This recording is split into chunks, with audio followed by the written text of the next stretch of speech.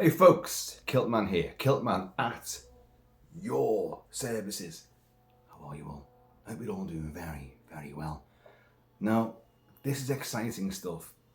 Exciting for me, certainly, and it should be exciting for all of you guys as well, because I know how much you love your movies and your movie scores. And I've talked about this guy before many, many times.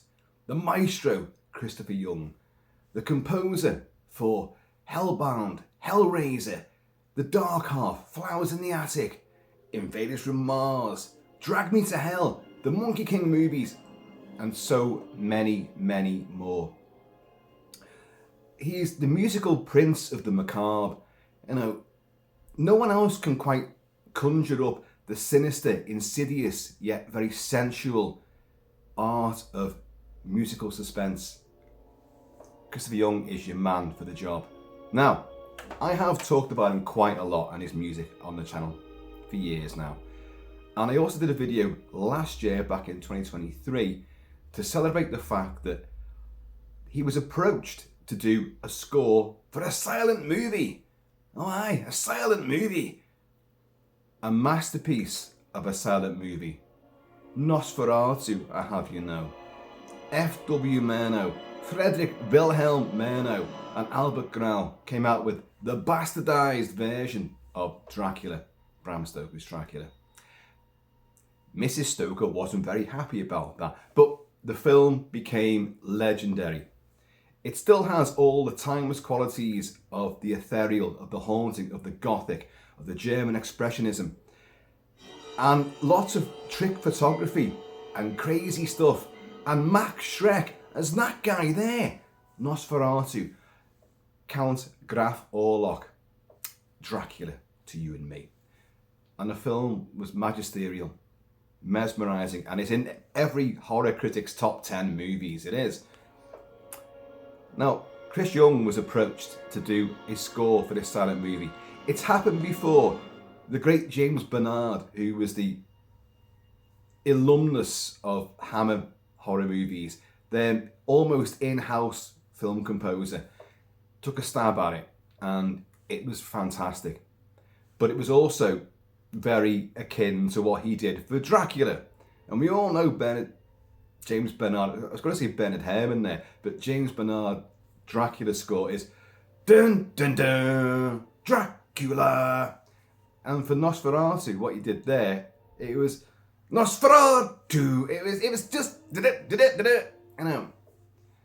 But when Chris Young was tasked with coming up with an entirely new score for this very old movie,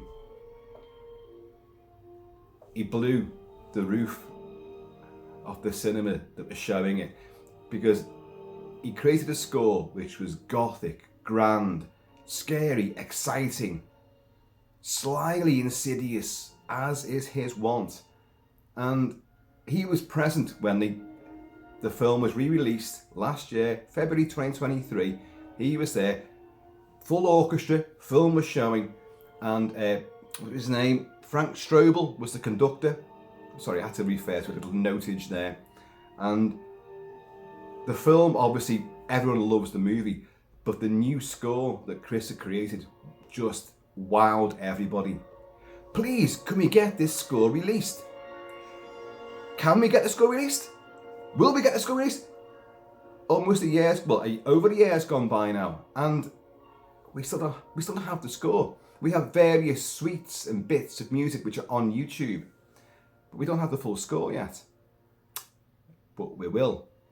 We will. The score's coming, and the score is coming courtesy of a Kickstarter campaign.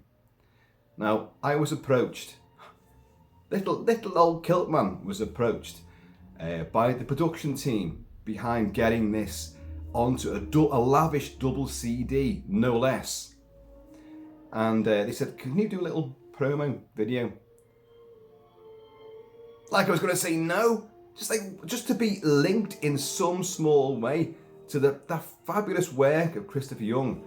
I leapt at the chance, and the whole thing is kicking off today, March the 4th, 2024. Today. Now, why March the 4th? Because Nosferatu had its premiere on March the 4th, 1922. So it's not quite 100 years, but it would have been nice if we could have done it that way. But so the big kickoff for the Kickstarter campaign is now. So I'm going to put the link below to you getting yourselves involved with the full Kickstarter. I've seen all the rewards you're going to get for it. And I'm not going to say what they all are right now, because these things tend to change, and I don't want to say something which is not completely correct. But take it from me, wow, you want to be involved in this. If you love your movie scores, this is your chance to get a score which is, it's been massively, appraised and applauded far and wide. Well, certainly by the people who were there. Now, I wish I'd been there. I wish I'd been there to watch Nosferatu with Chris Young's score. And I have a little exclusive here as well, because I've got a track which is not on YouTube. I've got a track which was sent to me to play for you guys. And I'm going to play it. I'm playing the core right now by Christopher Young, which is one of my favourite scores of his. It's exciting, it's dynamic, there's loads of momentum there, there's a huge, important weight of the mission to save the earth, basically. But there's so many slyly mysterious elements as well, which this is the thing I love about Chris Young's music, is how it sucks you in. It brings you in, it makes the most horrific of stories and narratives really, really, beautiful to listen to, and slyly insidious. And I keep saying those words, but slyly insidious, soothing, seductive. That's the Chris Young style, and it works. Now, you imagine that applied to Nosferatu. Well, I played some of the other tracks that have been released, onto YouTube from Nosferatu already, but I'll play them again, and then I'll play you this new track. So let's get off the core right now, and let's go on to Nosferatu. Now you might hear some buzzing. I still sadly have this this sound bar which is on its last legs. I tried, believe you me, I tried to get one in time for this, and I had plenty of time to do it, but you know what Kilt-Man's like. But hopefully, we'll get the gist. I've played all this before, but we'll get onto the new track as well. Now, Chris Young apparently was quite nervous about this whole thing. I'm sure he doesn't mind me saying it, but I liaised back to him saying, look, you don't need to be nervous at all. On the film scoring circuit, you're a superstar. You're an avant-garde character. People love your stuff, and the fact that you are involved with such a classic masterpiece, and you created a score for literally 93 to 95 minutes worth of music. It's a silent film, and the film lasts that long. And the tendency to do this sort of thing, a lot of people do have been tasked with putting music to a silent movie. And the tendency is, of course, to I've got to play music throughout the entire thing. And that's quite an undertaking. And I've heard Chris Young speak about this, and how it was such a huge undertaking. And he also thought that it could be the biggest, undertaking of his life, of his career. That's how seriously he took it. $15.99 in your local corner shop. Cheers, y'all. Cheers, Chris. Cheers, production team. And the project is headed up by Robert Young. I'm sensing a connection there, although I don't know for a fact. Could be wrong. But listen to this. It's such a symphonic. The movie is called Nosferatu, a symphony of horror, and of course that struck a chord. Hey, with Chris Young, it's a symphony of horror, but it's a silent movie. How am I going to create the music for this to what's happening on screen? And the urgency and the suspense and the haunting quality of this. How am I going to do that and convey it to an audience? Scoring for a talkie is a different kettle of fish. Scoring to a silent film, which was never meant to have music at all. They didn't know they could do that. So how do you take that narrative and embellish it with your musical vocabulary? Well, Chris Young could do it. Now, the tracks that I've played previously in the other video and you're hearing right now are extraordinary. And you can imagine, set to the movie itself, the sort of surging sense of dread, tragic romanticism, and the huge German expressionism as well, which is all prevalent throughout Murnau's movie. And the imperative final, like we gotta save. Well, she's not Mina, but she might as well be Mina. But Ellen, who's Hutter's wife. Hutter is, of course, Jonathan Harker. And you've got Renfield, but he's Knock. They've had to change all the names. So Dracula's Count Graf Orlok, Max Schreck. Listen to that. And how it changes into a more demonstrative attack. There's a march there.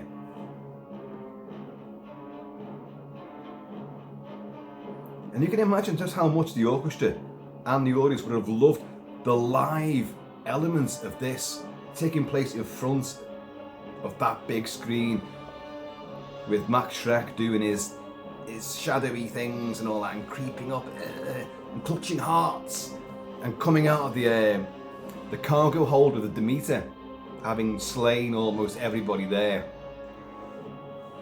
It's funny that in the film, which is a silent movie, the scene of the Demeter actually arriving into the docks, into the port, as it glides ethereally down this river, it becomes very dark. Murnau used to like to describe how, I'm going to turn day into night sort of thing. So the whole ship becomes very, very dark. But what it does, it completely obscures the church on the other side. And many critics have written about this and said, well, in a silent movie, that's the one moment in all silent movies where the silence genuinely is palpable, because it's a death ship, it's a ghost ship, it's plague ridden, it is hell coming to town. So everything is sucked out of the screen. Even though it's silent, the silence becomes even more sledgehammered home. So I cannot wait to see how he handled that. Now, obviously, we'd love to see Nosferatu with Chris Young's score playing against it. I don't know how that's going to transpire, but I would love a much wider release and a Blu-ray, a UHD, a DVD, or whatever of the movie with his score playing on it. Now, I don't know if that's in the works, but that would be spectacular. And the great thing about this Kickstarter and my involvement in it is that we're going to get updates. We're going to know how close we are, where it is in the recording sessions. We're going to know all of this. So I'll provide updates as we go along this path of dread and suspense. And also there could be a couple of secret surprises, very special surprises along the route. So who knows? I am truly excited about this. I mean, they approached me and said, can you do, just a short promo video? But they approached me and asked me for a short promo video. I'm going to do my best. Cheers, y'all. But listen to this. Strident. It's aggressive, it's bombastic. And for a film which is just imagery, but if you get the right print of it, you've got different tints. So it actually has got a bit of colour to it as well. And of course, the performances and the arch stylized imagery, they're just magnificent. But listen to this. So there's a pell-mell element of rushing excitement. Now this is a suite So this is obviously elements taken from the full score and meshed together. So we don't know how it actually works out throughout the score overall.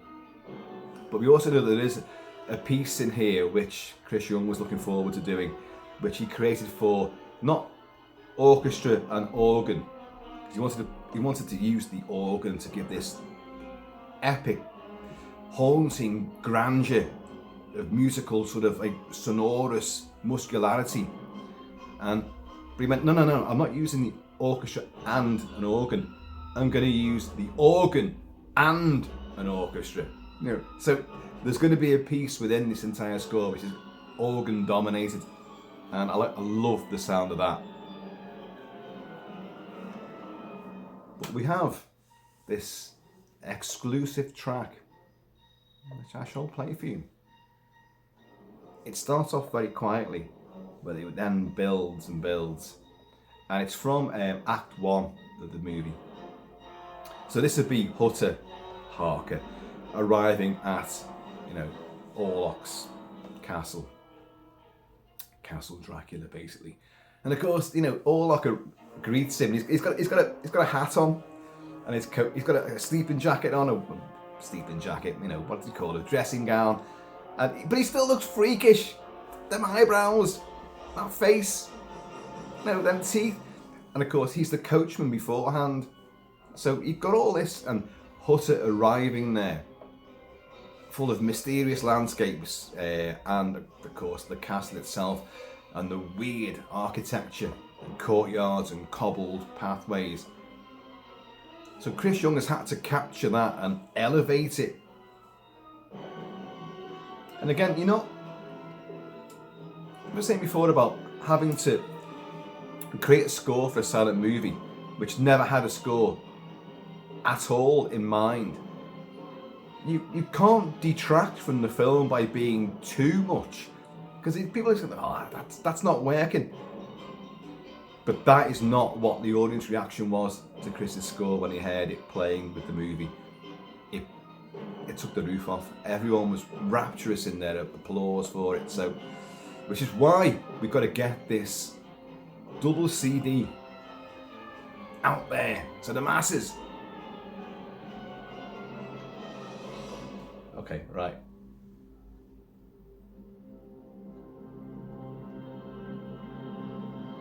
Is that like a hand clutching for the heart?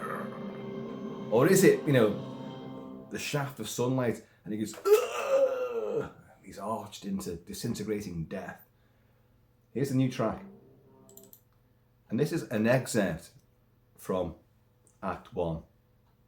And it starts off quietly.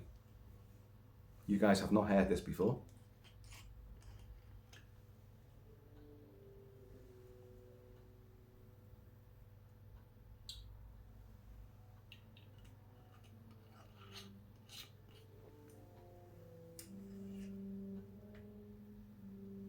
There's a great use of deep, scarifying woodwinds.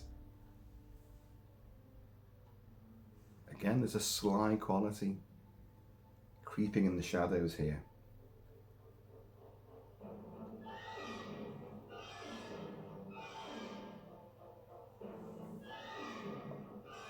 Listen to that.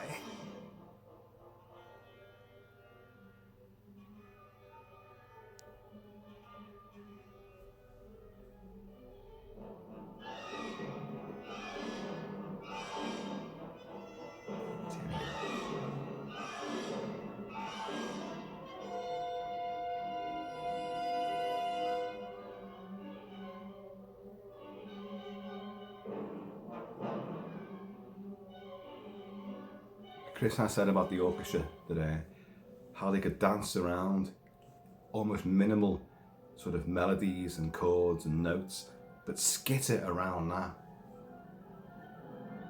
Electrified.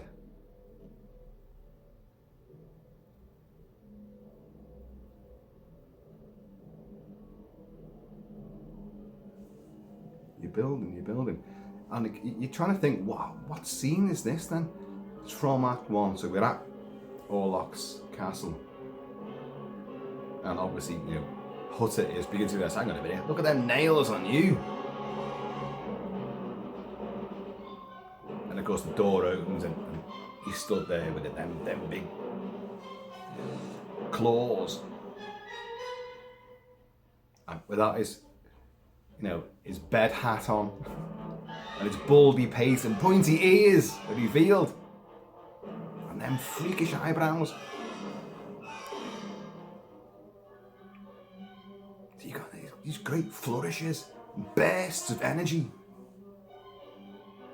It's squirrely, isn't it? It's like it's sprightly, moving from side to side.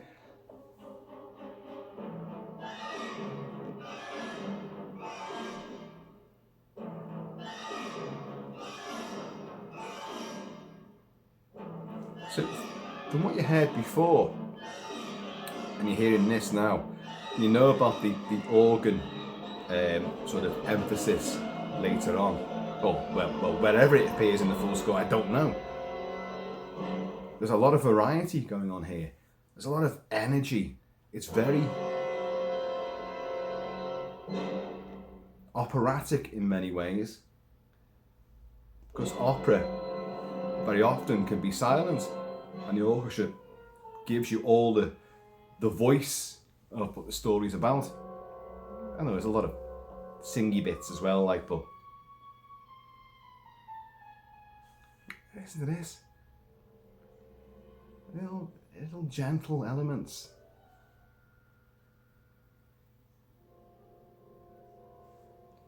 Dread-filled Mysterioso.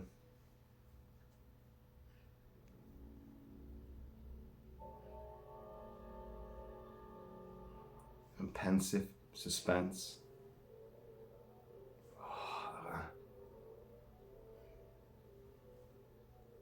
That's the woods coming in there, giving it a little edgy.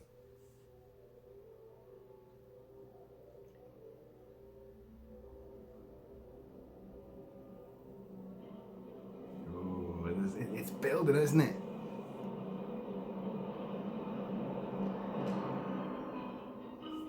And you've heard this, so we're going into what you heard in the suite, this sort of galloping quality.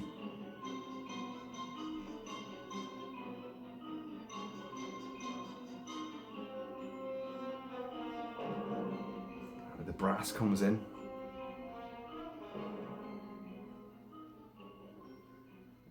It's great. It's great.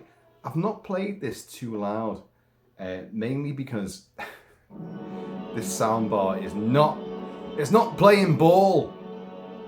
It's popping away and adding bits to the score which shouldn't be there. But folks, this is a glorious opportunity for you guys to get involved in the production and release of a score which is going to be renowned. It is already revered by so many people who were lucky enough to have heard the whole thing watching the movie. I was lucky enough to get that exclusive track you've just heard, which we'll play again. Don't worry about that. But I'm itching to hear the whole thing and to see it. And of course, the beauty of it is you can sync up the movie at home, put it on your home cinema screen, get the CD playing. Job done. It's going to work. As I said before about the that moment of silence where the Demeter comes in support or hose down the river and obscures the church. A beautifully stylistic and very important stylistic flourish. Very symbolic. I want to see how that works. Is that scored, that element, or does he have a little pause there? I don't know. Maybe Chris will tell me. Cheers, y'all.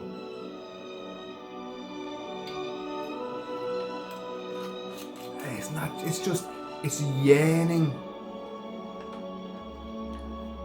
You can sense the travelogue, the mystery, that I've got to go on this job, but I'm leaving my woman behind, And this beast is going to put the moves on her, and also spread the plague. Not a nice guy, is he? Oh.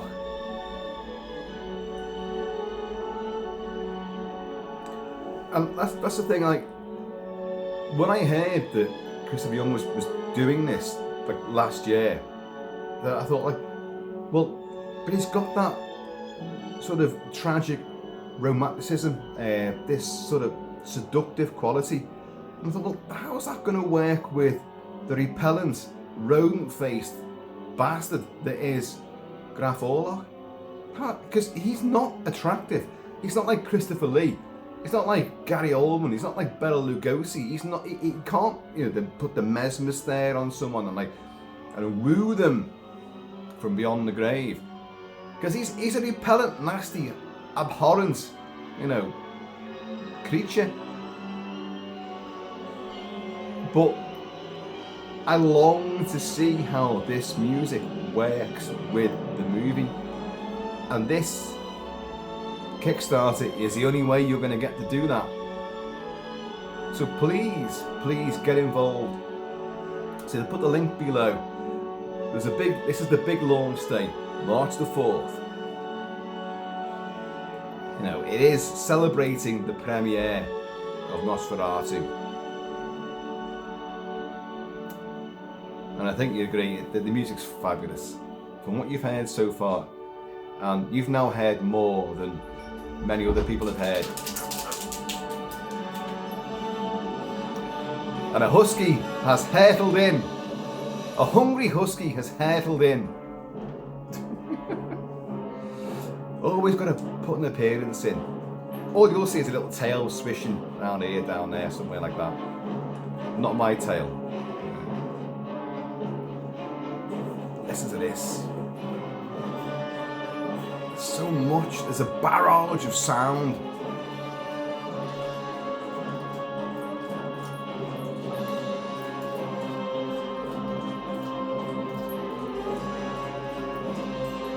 Husky slurping water now as well. She's been out hunting down undead counts. And around here, they're countless, There's loads of them. All across the Celtic realm, there's little pockets of chateaus and castles and old monuments and war-torn abattoirs, and these undead swine proliferate. But that husky goes out there, hunts them down.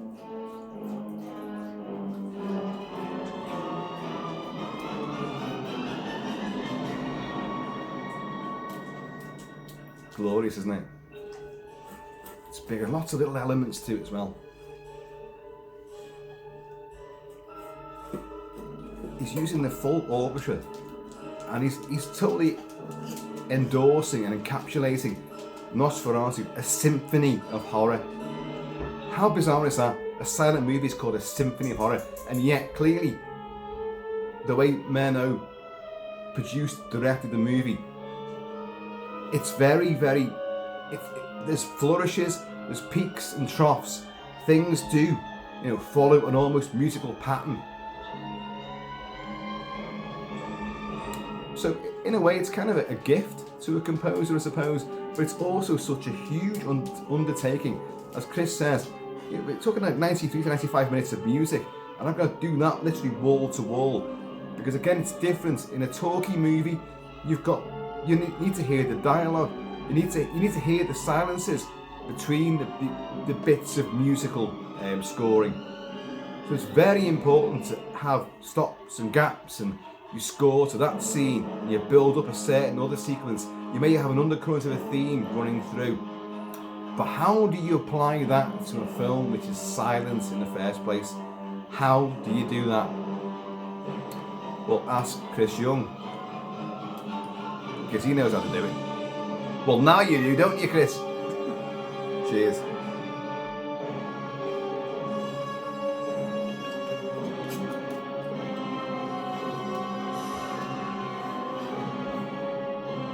It's got that stem and drang to it, which is what you expect. It's what you want, what you crave from a German, highly expressionistic movie with archetypes in there. And of course, they weren't archetypes at the time.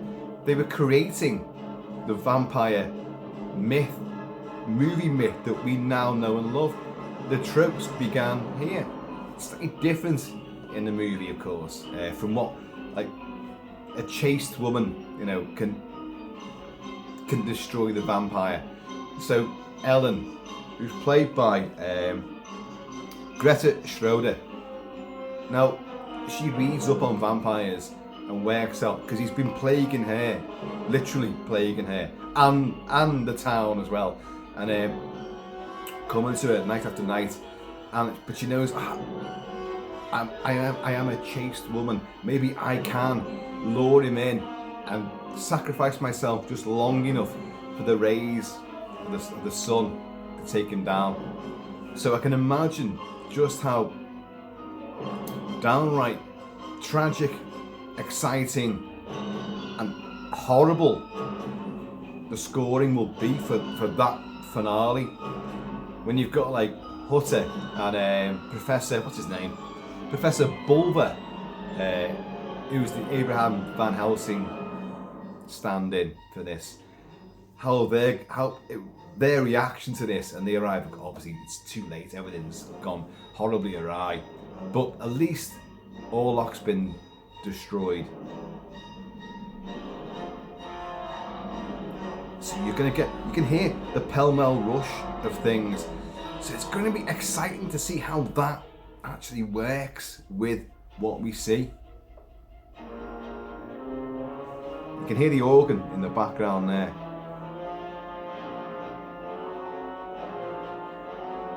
Now, as I say, I've not heard the full score, but I have it on exceptionally good testimony from those that have, that it will blow you away. It's splendid on every count. Count? I love to count. One, two. Two scores for a silent movie. One from James Bernard and one from Christopher Young. I love to count. And I did that with a straight face. And a wallop of whiskey.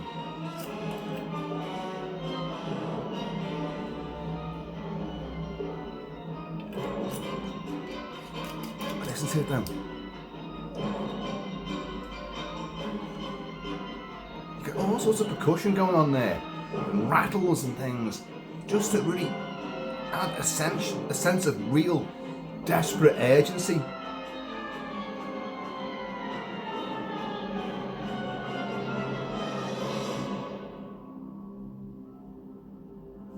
Here's that fabulous crescendo.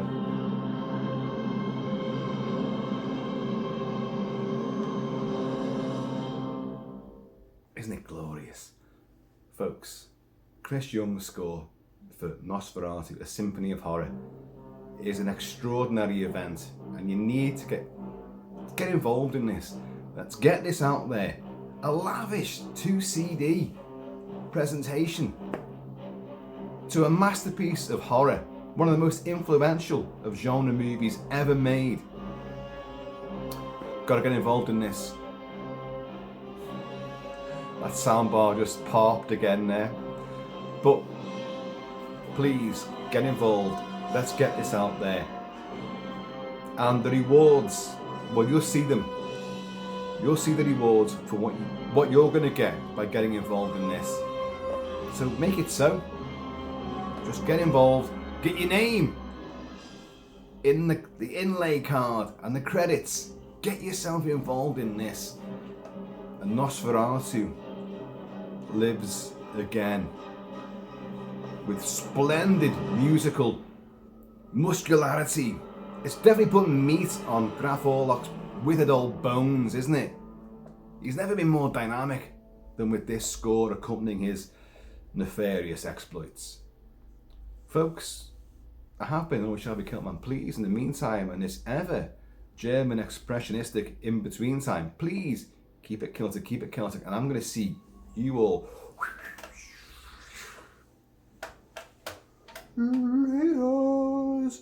And I will be back with updates on this project as it moves along. I've got a great, good feeling about this. It's going to move along with gusto and aplomb, without a doubt. Chris Young is held in such high esteem. This is going to just snowball. Of course it is. And then we're going to get that CD, that double CD presentation. Ooh, come on now.